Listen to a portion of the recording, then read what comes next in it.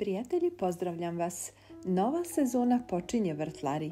Vrijeme odmora je gotovo, ali to znači samo jedno. Vraćamo se u naše vrtove gdje počinje prava čarolija.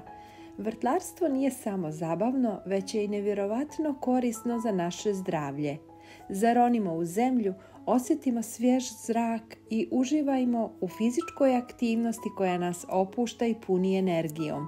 Ako ste spremni da započnete sezonu, ostanite s nama jer danas otkrivamo koje biljke možete posaditi krajem januara kako biste imali zdrav i bogat rod. Ali prije nego počnemo, pretplatite se na naš kanal, potpuno je besplatno. Hvala vam puno na tome. Bilo bi nam drago da lajkujete ovaj video jer će na taj način doći do velikog broja ljudi kojima je zaista potrebno. Idemo sa našim korisnim savjetima. Krajem januara idealno je vrijeme za sadnju sjemena paradajza i paprike, ali isključivo u zaštićenim uslovima poput plastenika. Paradajz voli toplinu, pa ga posijte u kontejnere ili plitke posude s kvalitetnom zemljom.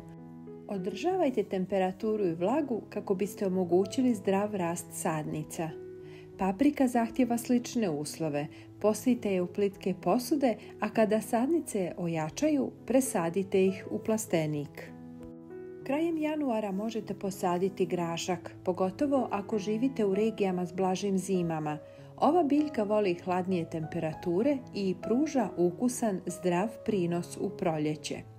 Za ljubitelje svježih salata rukola je nezaobilazna, raste brzo i jednostavno, a njezin specifičan okus unosi svježinu u svako jelo. Poriluk, mrkva, peršun, celer još su neke od povrtlarskih kultura koje možete saditi krajem januara. Dragi prijatelji, pošaljite ovaj video i vašim prijateljima na društvenim mrežama. Hvala vam puno na tome.